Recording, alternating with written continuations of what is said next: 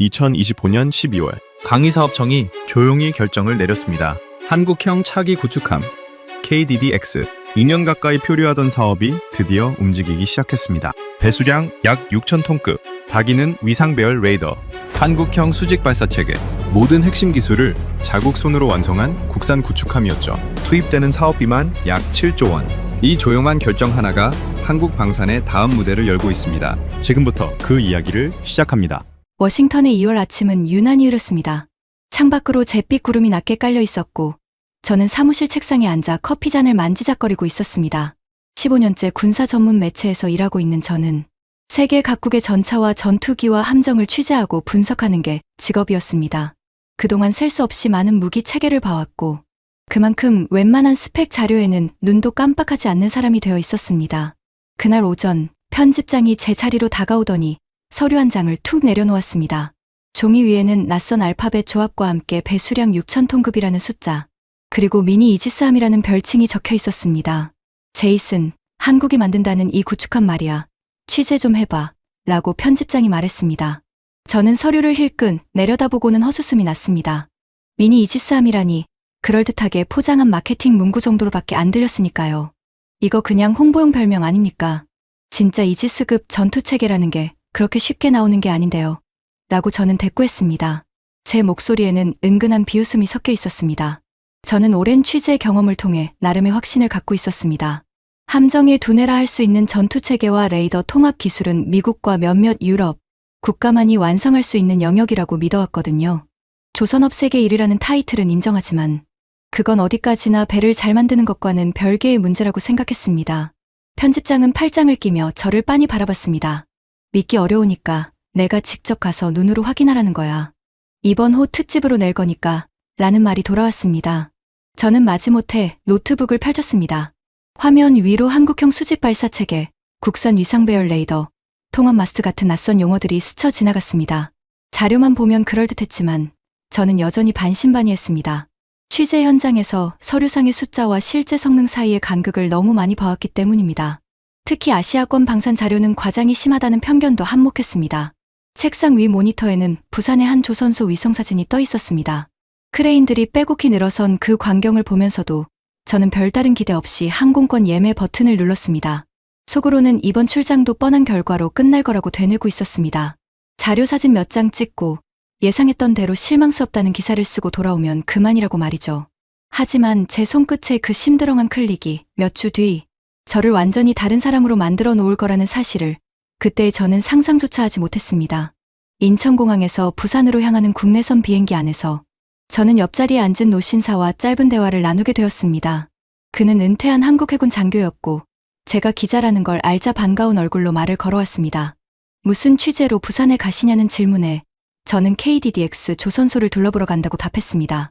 노신사의 표정이 순간 진지해졌습니다. 그는 창밖을 잠시 바라보다가 낮은 목소리로 말했습니다. 우리는 남의 나라 무기에 의존해서 나라를 지킨다는 게 어떤 기분인지 뼈저리게 알고 있는 사람들입니다. 라고요. 저는 그 말이 그저 애국심 섞인 감상 정도로 들렸습니다. 어느 나라 군인이든 자국 무기 체계에 자부심을 갖기 마련이니까요. 저는 가볍게 고개를 끄덕이며 흘려들었습니다. 노신사는 제 반응을 눈치챘는지 살짝 웃으며 덧붙였습니다. 기술이라는 건 빌려 쓰는 동안은 절대 내 것이 될 수 없다고. 그래서 우리는 처음부터 다시 시작하기로 한 거라고 말입니다. 저는 노트에 그의 말을 대충 받아 적으면서도 속으로는 여전히 회의적이었습니다. 자부심과 실제 기술력은 별개의 문제니까요. 비행기가 부산 상공에 접어들면서 창밖으로 항구의 크레인들이 하나둘 눈에 들어오기 시작했습니다. 거대한 조선소 부지가 끝없이 펼쳐져 있는 광경에 저는 살짝 놀라긴 했습니다. 하지만 규모가 크다고 해서 기술력까지 앞선다는 법은 없다고 저는 여전히 마음속에서 선을 긋고 있었습니다. 착륙 직전 노신사가 마지막으로 건넨 한마디가 유난히 귓가에 남았습니다. 당신이 뭘 보게 될지는 모르겠지만 적어도 색안경은 벗고 보시라고 그는 담담하게 말했습니다. 저는 애매하게 웃어 보이며 대답을 얼버무렸습니다. 비행기에서 내려 짐을 찾으러 가는 동안에도 그 말이 계속 머릿속을 맴돌았습니다. 색안경이라니 저는 그저 객관적인 시선으로 취재하는 기자일 뿐이라고 스스로를 다독였습니다. 하지만 마음 한구석에서는 이미 결론을 내려놓고 취재를 시작하려 한다는 사실을 저 자신도 어렴풋이 알고 있었습니다. 공항 밖으로 나서자 차가운 바닷바람이 얼굴을 스쳤습니다. 택시를 기다리며 저는 다시 한번 취재 자료를 훑어봤습니다. 여전히 숫자들은 낯설고 믿기지 않았지만 노 신사의 마지막 말이 자꾸 마음에 걸렸습니다. 내일이면 조선소 관계자를 만나 직접 자료를 확인하게 될 텐데 저는 그때까지도 제가 얼마나 단단한 편견 속에 갇혀 있는지 제대로 깨닫지 못하고 있었습니다. 숙소에 짐을 풀고 나서 저는 다음날 취재 일정을 다시 한번 점검했습니다. 조선소 관계자와의 인터뷰, 그리고 통제된 구역이지만 일부 공개된 건조 현장을 둘러보는 일정이었습니다. 노트북을 열어 그동안 모아둔 세계 각국 구축함 자료들을 나란히 띄워놓고 비교해봤습니다. 미국의 알레이버크급, 일본의 마야급, 그리고 유럽, 몇몇 나라의 프리기탐까지 저는 15년 동안 취재하며 쌓아온 자료들에 나름의 자부심이 있었습니다. 이 정도 데이터베이스라면 어떤 함정을 봐도 금방 실력을 가늠할 수 있을 거라 생각했습니다. 침대에 걸터앉아 창밖의 부산항 야경을 바라보다가 문득 오늘 만난 노 신사의 얼굴이 떠올랐습니다. 색안경을 벗으라던 그 말이 여전히 마음 한구석에 걸려 있었지만 저는 애써 무시하고 노트를 다시 펼쳤습니다. 취재 질문 목록을 정리하면서 저는 몇 가지 날카로운 질문들을 미리 준비해 두었습니다. 전투체계 국산화율이 실제로 어느 정도인지, 레이더 성능이 실전 검증을 거쳤는지, 혹시 해외의 기술에 상당 부분 의존하고 있는 건 아닌지 하는 것들이었습니다. 저는 이런 질문들로 상대의 허점을 드러낼 수 있을 거라 자신했습니다. 그동안 여러 나라의 방산 관계자들을 취재하면서 화려한 홍보 문구 뒤에 숨겨진 부시한 실체를 캐낸 경험이 적지 않았기 때문입니다. 특히 신형 무기 체계를 처음 공개하는 자리일수록 실제 성능과 발표, 자료 사이의 간극이 크다는 걸 저는 누구보다 잘 알고 있었습니다. 창밖으로 컨테이너선의 불빛이 줄지어 항구를 빠져나가는 모습이 보였습니다. 저는 노트북을 덮고 잠시 눈을 감았습니다. 내일이면 실체를 확인할 수 있을 거라는 생각에 묘한 긴장감과 함께 작은 흥미도 일었습니다. 다만 그 흥미는 어디까지나 예상했던 실망스러운 결과를 확인하려는 흥미에 가까웠습니다. 저는 스스로에게 되뇌었습니다.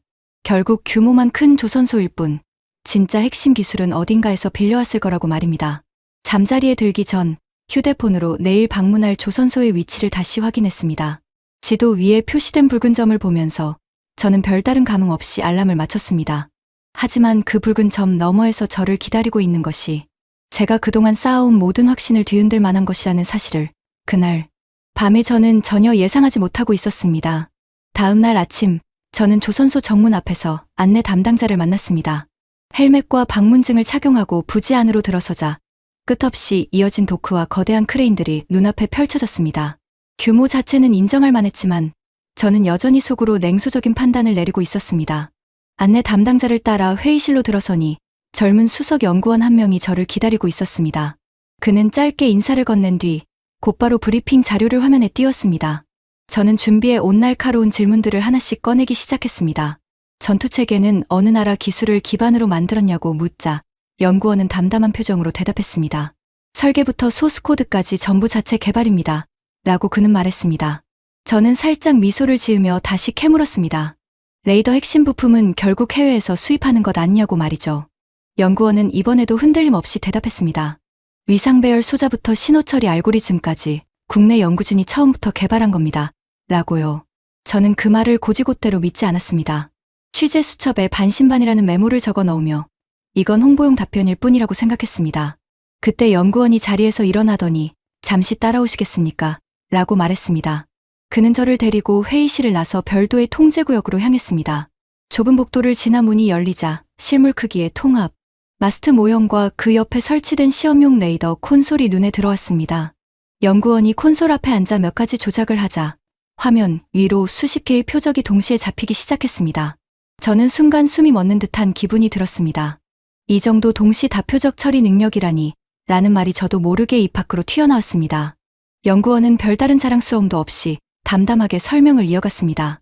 탄도 미사일 궤적까지 동시에 추적할 수 있다는 말을 들으면서 저는 손에 쥔 펜을 멈춘 채 화면만 바라보고 있었습니다. 지금까지 제가 세워온 확신의 벽에 처음으로 균열이 생기는 순간이었습니다.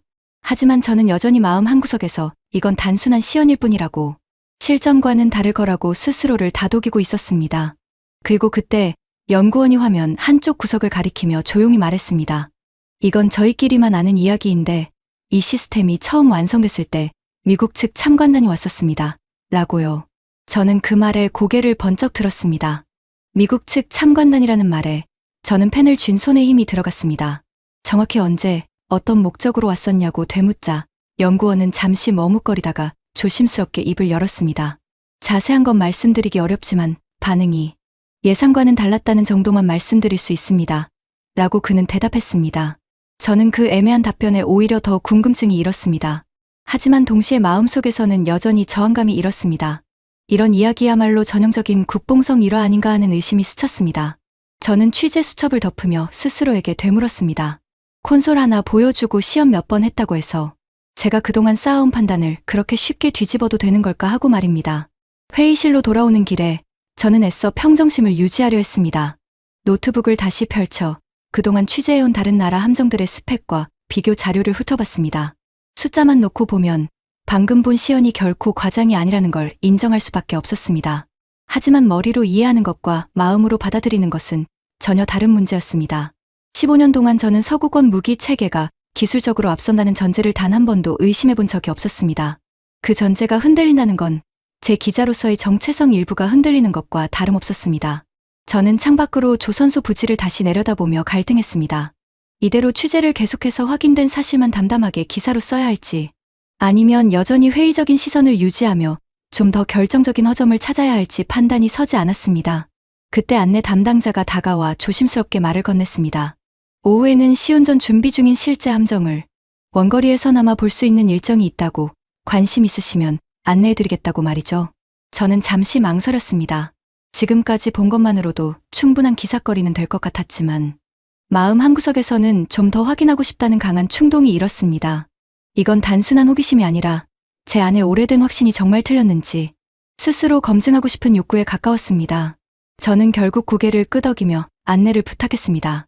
회의실을 나서면서 저는 아침에 느꼈던 냉소와는 전혀 다른 감정이 가슴 한편에서 조금씩 자라나고 있음을 느꼈습니다. 그리고 그 감정의 정체가 무엇인지 저는 아직 정확히 이름 붙이지 못하고 있었습니다. 안내 담당자를 따라 부지 외곽으로 이동하는 동안 저는 애써 평정심을 유지하려 했습니다.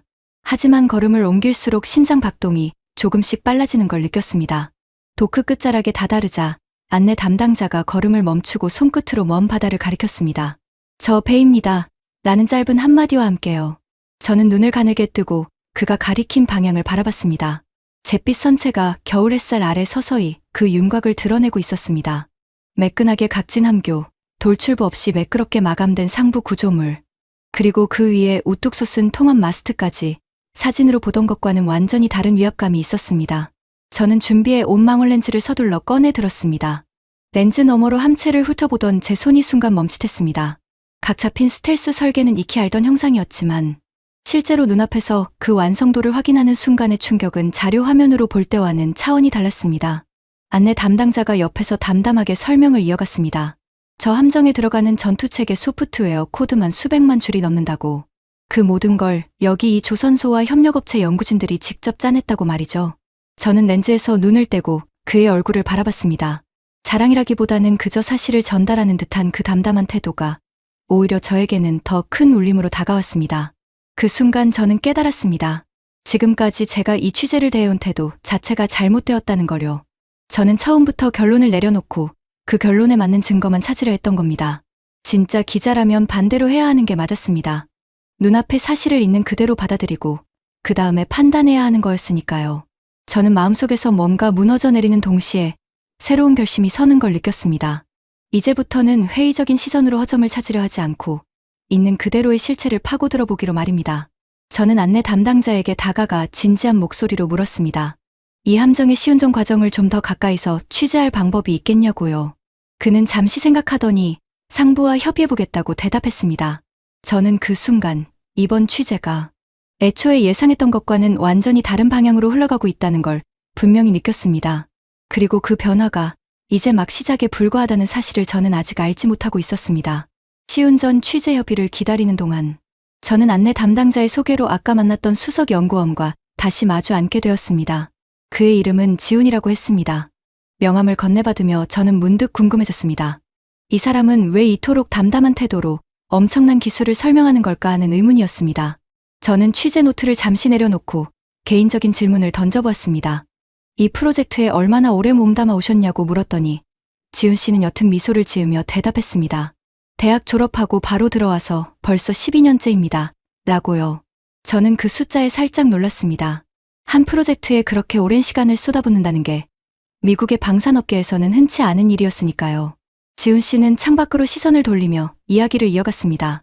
처음 입사했을 때는 기술 유출 사건 때문에 사업이 몇 년씩 미뤄지는 걸 지켜봐야 했다고, 동료들이 하나둘 떠나는 모습도 봤다고 말이죠. 저는 그 말에서 묘한 씁쓸함을 느꼈습니다. 화려한 시연 뒤에는 이렇게 긴 인내의 시간이 숨어 있었던 겁니다. 저는 조심스럽게 다시 물었습니다. 그런데 왜 끝까지 남으셨냐고요. 지훈 씨는 잠시 말을 고르더니 낮은 목소리로 대답했습니다. 저희 아버지가 예전에 해군에서 근무하셨는데 미국산 장비 부품 하나가 늦게 들어와서 훈련 일정이 통째로 밀린 적이 있었다고 하셨습니다. 라고요. 그때 아버지가 하신 말씀이 아직도 기억난다며 지훈 씨는 잠깐 눈을 내리깔았습니다. 남의 손에 우리 바다를 맡길 수는 없다. 라는 말이었다고 그는 전했습니다. 저는 순간 말문이 막혔습니다. 그동안 제가 취재해온 수많은 방산 관계자들은 대개 기술적 우수성이나 시장, 점유율 같은 언어로 자신들의 일을 설명해왔습니다. 하지만 지훈 씨의 대답은 전혀 다른 결이었습니다. 그것은 자부심이 아니라 절실함에 가까운 감정이었습니다. 저는 취재 수첩에 그의 말을 천천히 받아 적으며 이 프로젝트가 단순한 기술 경쟁이 아니라는 걸 처음으로 실감했습니다. 지훈 씨는 다시 담담한 표정으로 돌아와 자료를 정리하기 시작했지만 저는 그의 옆 얼굴에서 방금 전까지와는 다른 무게감을 느꼈습니다. 그리고 그 순간 회의실 문이 열리며 안내 담당자가 들어와 말했습니다. 오후 시운전 참관이 승인됐다고, 다만 조건이 하나 있다고 말이죠. 조건이 뭐냐고 묻자 안내 담당자는 진지한 표정으로 대답했습니다. 촬영 가능한 구역과 불가능한 구역이 엄격히 구분돼 있으니 반드시 지시에 따라주셔야 한다고요. 저는 두말 없이 고개를 끄덕였습니다. 방호복과 구명조끼를 착용하고 부두로 나서자 예인선들이 대기 중인 저반 시설이 눈에 들어왔습니다. 잠시 후 아까 원거리에서 보았던 그 함정이 서서히 저반 위치로 이동해오기 시작했습니다. 가까이서 보니 그 규모와 정교함이 한층 더 압도적으로 다가왔습니다. 지훈 씨가 옆에서 함께 승선하며 이런저런 설명을 덧붙여 주었습니다. 갑판 위로 올라서자 통합 마스트 아래로 촘촘하게 배열된 안테나, 구조물들이 보였습니다. 저는 카메라를 들어 허가된 구역 안에서 최대한 많은 장면을 담으려 애썼습니다. 그때 갑자기 시험용 사이렌이 울리며 함내 스피커에서 훈련 개시를 알리는 방송이 흘러나왔습니다. 저는 순간 긴장했지만 지훈 씨는 웃으며 실제 표적 요격이 아니라 시뮬레이션 훈련이라고 설명해 주었습니다. 함교 근처에 마련된 참관석에서 저는 승조원들이 각자 위치로 신속하게 이동하는 모습을 지켜봤습니다. 명령이 떨어지자 화면 위로 가상의 다중 표적이 나타났고 승조원들의 손놀림이 놀라울 정도로 절도 있게 움직였습니다. 저는 그 광경에 완전히 몰입해서 어느새 취재라는 사실도 잊은 채 눈을 떼지 못하고 있었습니다. 훈련이 끝난 뒤 젊은 승조원 한 명이 저에게 다가와 어눌한 영어로 말을 걸었습니다. 처음 뵙는데 미국에서 오신 기자님이시죠? 라고요. 저는 반갑게 대답하며 짧은 대화를 나눴습니다. 그는 이 함정에 배치받은 게 자랑스럽다며 서툰 영어로도 또박또박 자신의 마음을 전했습니다. 저는 그 순수한 표정을 보면서 묘한 감동을 느꼈습니다. 취재를 마치고 갑판을 내려오는 길, 노을이 바다 위로 붉게 번지고 있었습니다. 지훈 씨가 옆에서 조용히 말했습니다.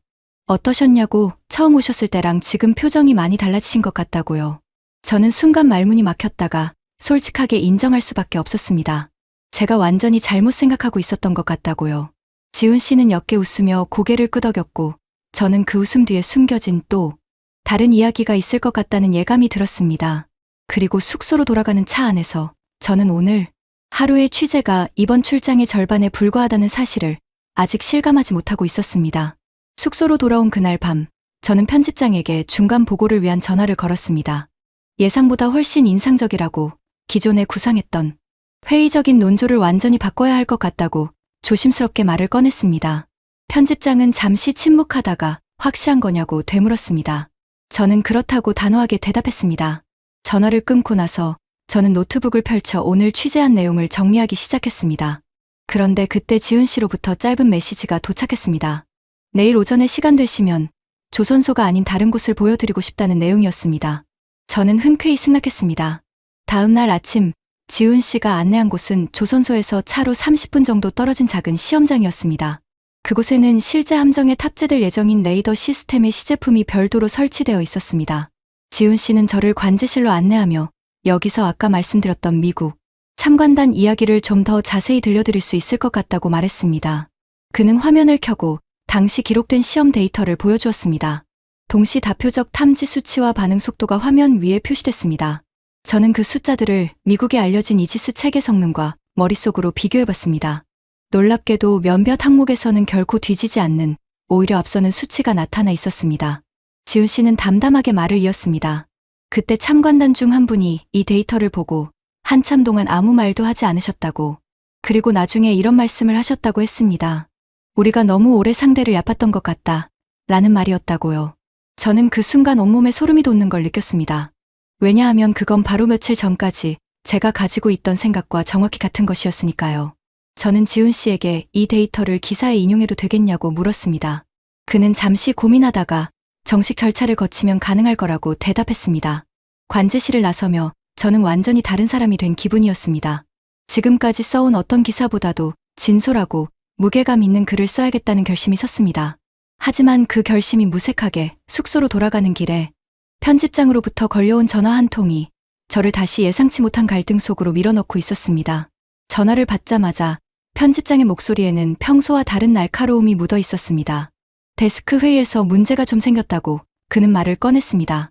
저는 무슨 일이냐고 되물었고 편집장은 한숨을 섞어가며 설명을 이어갔습니다. 이번 특집 방향이 너무 우호적으로 흘러가는 것 아니냐는 지적이 나왔다고, 특히 국방 담당 데스크 쪽에서 강하게 우려를 표했다고 했습니다. 저는 순간 말문이 막혔습니다. 우려의 요지는 이랬습니다. 미국 매체가 경쟁국일 수도 있는 나라의 방산 기술을 지나치게 호의적으로 다루면 국내 방산업계 반발이 만만치 않을 거라는 것이었습니다. 게다가 익명의 국방부 관계자가 그 데이터의 신뢰성을 다시 검증해봐야 한다는 식의 언급까지 흘렸다고 했습니다. 저는 화가 치밀어 올랐습니다. 제가 직접 눈으로 확인하고 데이터까지 확보한 사실을 만나본 적도 없는 사람들이 책상 위에서 뒤집으려 하고 있었으니까요. 저는 편집장에게 단호하게 말했습니다. 제가 본 건 명백한 사실이라고, 취재원과 데이터 모두 확실하다고요. 편집장은 잠시 침묵하다가 알겠다고, 다만 좀 더 신중하게 접근하는 게 좋겠다는 말로 통화를 마무리했습니다. 전화를 끊고 나서도 저는 좀처럼 마음이 진정되지 않았습니다. 숙소 창밖으로 보이는 부산항의 야경을 바라보며 저는 복잡한 감정에 휩싸였습니다. 정직하게 취재한 내용을 그대로 쓰고 싶은 마음과 조직 내부의 압박 사이에서 갈피를 잡기 어려웠습니다. 그때 휴대폰이 다시 울렸습니다. 이번에는 지훈 씨였습니다. 그는 조심스러운 목소리로 혹시 취재에 어려움이 있으시냐고 물었습니다. 저는 잠시 망설이다가 회사 내부에서 논조에 대한 압박이 있다고 솔직하게 털어놓았습니다. 지훈 씨는 잠시 아무 말도 하지 않다가 낮은 목소리로 이렇게 말했습니다. 저희도 비슷한 경험이 많습니다. 사실을 있는 그대로 보여줘도 믿지 않으려는 사람들이 항상 있으니까요. 라고요. 저는 그 말에 묘한 동질감을 느꼈습니다. 하지만 동시에 이번 취재가 단순히 한 편의 기사로 끝날 문제가 아니라는 것도 실감하기 시작했습니다. 통화를 마친 뒤 저는 책상 앞에 앉아 지금까지 정리한 자료들을 다시 훑어봤습니다. 데이터는 명확했고 취재원도 확실했습니다. 하지만 그걸 있는 그대로 세상에 내보내는 일이 생각보다 훨씬 더 많은 것들과 부딪혀야 하는 일이라는 걸 저는 그날 밤 뼈저리게 깨닫고 있었습니다. 다음 날 아침 저는 뜬 눈으로 밤을 지새운 얼굴로 조선소에 도착했습니다. 그런데 예정돼 있던 추가 취재 일정이 갑자기 취소됐다는 통보를 받았습니다. 안내 담당자는 미안한 표정으로 상부 방침이 바뀌었다고, 오늘부터는 예정된 자료 열람이 어려울 것 같다고 전했습니다. 저는 당혹스러운 마음을 감추지 못한 채 이유를 물었습니다. 안내 담당자는 곤란한 표정으로 자세한 사정은 저희도 잘 모른다고, 다만 외부에서 문의가 있었던 것 같다는 말만 흐릿하게 남겼습니다. 저는 그 말이 무엇을 의미하는지 짐작할 수 있었습니다. 아마도 국방부 관계자의 우려가 조선소 측에도 전달됐을 거라는 생각이 들었습니다. 로비에서 한참을 서성이던 저는 결국 지훈 씨와도 연락이 닿지 않는다는 사실을 확인했습니다. 그의 개인 연락처로 몇 번이나 메시지를 보냈지만 답이 오지 않았습니다. 숙소로 돌아오는 택시 안에서 저는 착잡한 심정으로 창밖을 바라봤습니다. 그동안 어렵게 확보한 데이터와 인터뷰 내용들이 과연 기사로 나갈 수 있을지 확신이 서지 않았습니다. 그날 오후 편집장으로부터 다시 전화가 걸려왔습니다. 이번에는 목소리가 한층 더 무거웠습니다. 데스크에서 최종적으로 논의한 결과 이번 특집을 좀 더 균형 잡힌 톤으로 대폭 수정하거나 아니면 아예 다음 기회로 미루는 게 낫겠다는 결론이 나왔다고 했습니다. 저는 순간 온몸에서 힘이 빠지는 걸 느꼈습니다. 제가 직접 눈으로 보고 데이터로 확인하고 사람들의 진심 어린 이야기까지 들었던 모든 것들이 조직의 논리 앞에서 힘없이 무너지려 하고 있었습니다. 저는 전화기를 붙잡은 채 한동안 아무 말도 하지 못했습니다. 편집장은 미안한 기색으로 이해해달라고 회사 입장도 있는 거라고 덧붙였습니다. 전화를 끊고 나서 저는 숙소 침대에 걸터앉아 멍하니 천장을 바라봤습니다. 15년 동안 기자로 일하며 처음으로 제가 확신했던 진실이 그대로 세상에 나가지 못할 수도 있다는 절망감이 밀려왔습니다. 노트북 화면에는 지훈 씨와 나눴던 대화 기록, 그리고 관제실에서 찍었던 데이터 사진들이 그대로 남아 있었습니다. 저는 그 화면을 오래도록 바라보다가 조용히 노트북을 덮었습니다. 창밖으로는 어느새 부산의 밤이 깊어가고 있었고, 저는 그 어둠 속에서 처음으로 이 취재를 시작한 것 자체가 잘못이었을지도 모른다는 생각까지 하게 되었습니다. 그날 밤, 저는 좀처럼 잠을 이루지 못했습니다. 침대에 누워도 머릿속에서는 온갖 생각들이 뒤엉켜 떠올랐습니다. 처음 서류를 받아들고 냉소적으로 웃었던 워싱턴, 사무실의 제 모습부터 관제실에서 데이터를 보며 소름이 돋았던 순간까지 지난 며칠의 기억들이 파도처럼 밀려왔다 사라졌습니다. 저는 몸을 일으켜 창가로 다가섰습니다. 부산항의 불빛들이 어둠 속에서 희미하게 흔들리고 있었습니다. 문득 이런 생각이 들었습니다. 제가 정말 두려워하는 게 무엇인지 말입니다. 기사가 나가지 못하는 것 자체가 아니라 어쩌면 제가 15년 동안 믿어온 세계관, 서구권의 기술이 항상 앞서 있다는 그 오래된 전제가 무너지는 걸 회사가 대신 막아준 것에 안도하는 제 자신의 비겁함이 아닐까 하는 의심이었습니다. 저는 그 생각에 스스로 소름이 끼쳤습니다. 지금까지 저는 객관적인 기자라고 자부해왔지만 실은 편안한 편견 속에 안주하고 싶어하는 사람이었을지도 모른다는 자각이었습니다. 휴대폰을 들어 지훈 씨에게 다시 한번 메시지를 보내려다가 저는 손을 멈췄습니다. 그에게 무슨 말을 해야 할지조차 떠오르지 않았습니다. 미안하다는 말도, 기사가 어떻게 될지 모르겠다는 말도 지금 이 순간에는 너무 초라하게 느껴졌습니다. 저는 다시 침대에 걸터앉아 두 손으로 얼굴을 감쌌습니다. 비행기에서 만났던 노 신사의 목소리가 문득 귓가에 되살아났습니다. 색안경을 벗고 보시라던 그 말이 이제야 다른 의미로 다가왔습니다. 그건 단순히 한국 기술을 옹호해달라는 부탁이 아니라 있는 그대로의 진실을 마주할 용기가 있느냐는 물음이었다는 걸 저는 뒤늦게 깨닫고 있었습니다. 그리고 그 물음 앞에서 저는 지금 스스로에게 부끄러워지고 있었습니다. 창밖의 어둠을 오래도록 바라보던 저는 문득 이대로 물러설 수는 없다는 생각이 들었습니다. 회사의 논리도 조직의 압박도 이해는 하지만 적어도 제가 두 눈으로 확인한 진실을 스스로 부정하는 일만은 하고 싶지 않았습니다. 저는 노트북을 다시 열어 그동안 정리해온 취재 자료들을 처음부터 끝까지 찬찬히 읽어내려가기 시작했습니다. 화면 속 문장 하나하나가 이제는 단순한 기사거리가 아니라 제가 지켜야 할 무언가로 느껴지고 있었습니다. 그리고 새벽이 밝아올 무렵 저는 마침내 하나의 결심을 굳히게 되었습니다. 날이 밝자마자 저는 편집장에게 다시 전화를 걸었습니다. 목소리는 밤새 뒤척인 탓에 잠겨 있었지만 마음만큼은 어느 때보다 또렷했습니다. 저는 담담하게 말을 꺼냈습니다. 이번 기사는 원래 취재한 그대로 균형이라는 이름으로 흐리지 않고 내보내고 싶다고요. 편집장은 잠시 침묵했습니다. 저는 그 침묵을 깨고 말을 이어갔습니다. 제가 두려워했던 건 사실 데스크의 반응이 아니라 제 오래된 편견이 틀렸다는 걸 인정하는 일이었다고, 이제야 그걸 깨달았다고 솔직하게 털어놓았습니다. 사실을 있는 그대로 전하지 못한다면 저는 더 이상 기자로서 스스로를 떳떳하게 여길 수 없을 것 같다는 말도 덧붙였습니다. 편집장은 한참 만에 낮은 한숨을 내쉬더니 알겠다고, 다만 데이터 검증만큼은 확실히 해달라고 대답했습니다. 저는 곧바로 조선소 홍보팀에 정식으로 데이터 인용 승인을 요청하는 공문을 보냈습니다. 그리고 그날 오후 뜻밖에도 지훈 씨로부터 전화가 걸려왔습니다. 그의 목소리에는 미안함과 반가움이 뒤섞여 있었습니다. 연락이 늦어서 죄송하다고, 사실 내부적으로 외신 노출에 대한 재검토가 있었는데 다행히 상부에서 원래 취재 내용대로 협조해도 좋다는 결정이 내려졌다고 전했습니다. 저는 그 말을 듣는 순간 가슴 한켠이 뜨거워지는 걸 느꼈습니다. 지훈 씨는 조심스럽게 덧붙였습니다. 사실 어제 저희 쪽에서도 걱정이 많았습니다. 기자님이 있는 그대로 써주실 수 있을지, 아니면 결국 다른 방향으로 흘러갈지 확신이 없었거든요. 라고요. 저는 잠시 말을 잇지 못하다가 진심을 담아 대답했습니다. 제가 본 걸 그대로 쓰지 않는다면 그건 제가 지금까지 해온 일 자체를 부정하는 거라고요. 전화를 끊고 나서 저는 곧바로 정식 인터뷰와 데이터 검증 절차를 다시 밟기 시작했습니다.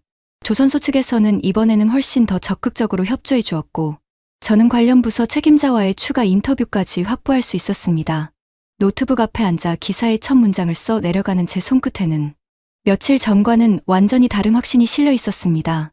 이제 저는 더 이상 회의적인 관찰자가 아니라 제가 목격한 진실을 세상에 전하려는 사람이 되어 있었습니다. 그리고 그 원고가 완성되어 갈수록 저는 이 이야기가 단순한 무기, 책의 취재의 기사가 아니라는 걸 점점 더 분명하게 느끼고 있었습니다.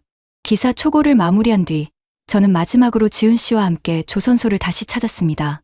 이번에는 취재원이 아니라 그동안 신세를 진 사람에게 인사를 전하고 싶은 마음이 더 컸습니다. 도크에는 그 함정이 여전히 시운전을 앞두고 정박해 있었습니다. 겨울 햇살 아래 반듯하게 서 있는 선체를 바라보며 저는 처음 이곳에 왔을 때와는 완전히 다른 눈으로 그 광경을 마주하고 있었습니다. 지훈 씨는 제 옆에 서서 기사가 언제쯤 나갈 예정이냐고 물었습니다. 저는 다음 주 초 온라인판을 시작으로 이어서 지면 특집으로도 실릴 예정이라고 대답했습니다. 그는 옅은 미소를 지으며 어떤 제목을 붙이실 생각이시냐고 다시 물었습니다. 저는 잠시 고민하다가 아직 확정은 아니지만 우리가 얕봤던 파도라는 제목을 생각하고 있다고 말했습니다. 지훈 씨는 그 말을 듣고 잠시 바다 쪽을 바라보다가 조용히 고개를 끄덕였습니다. 마음에 드는 제목이라고, 정확히 그날 저희가 느꼈던 감정과 비슷하다고요.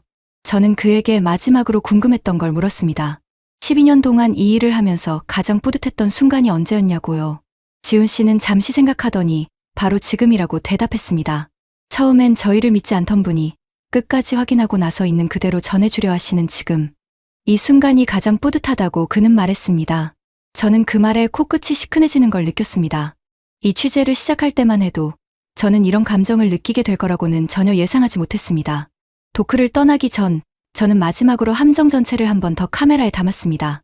렌즈 너머로 보이는 그 매끄러운 실루엣이 이제는 단순한 취재 대상이 아니라 한 나라의 오랜 절실함과 인내가 응축된 결과물로 보였습니다. 공항으로 향하는 차 안에서 저는 창밖으로 멀어지는 부산항을 바라보며 노트북의 마지막 문단을 정리했습니다. 기사의 끝맺음은 이랬습니다.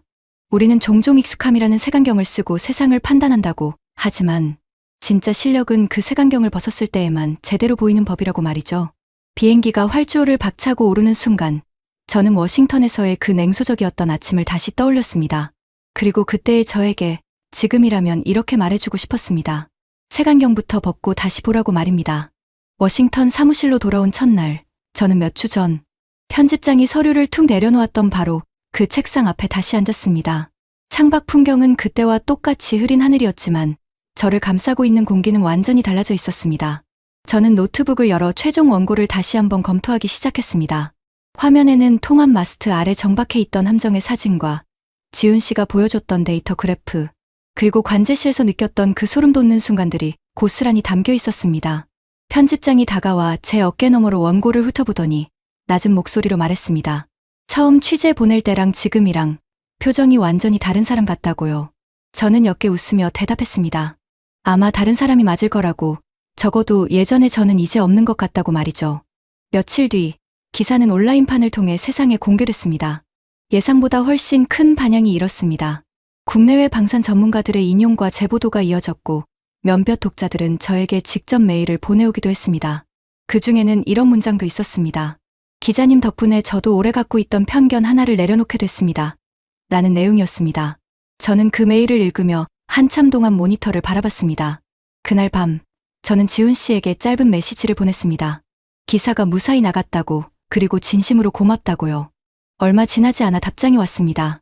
다음에 시운전이 성공하면 꼭 다시 초대하고 싶다는 내용이었습니다. 저는 창밖으로 저물어가는 워싱턴의 하늘을 바라보며 문득 그날 비행기에서 만났던 노신사를 떠올렸습니다. 색안경을 벗고 보라던 그 한마디가 이제는 제 안에 하나의 원칙처럼 자리 잡고 있었습니다.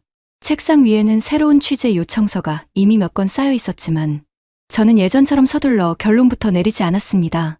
대신 서류를 천천히 펼쳐들며 있는 그대로 보는 법부터 다시 익히기로 다짐했습니다. 그리고 그 다짐 위로 부산항에서 보았던 잿빛 선체의 잔상이 조용히 겹쳐지고 있었습니다. 이번 영상은 한국형 차기 구축함 KDDX와 관련된 공개된 사실 정보를 바탕으로 제작된 각색 콘텐츠입니다. 시청자 여러분께 몇 가지 사실관계를 명확히 안내드립니다. 먼저 실제 사실에 해당하는 부분입니다.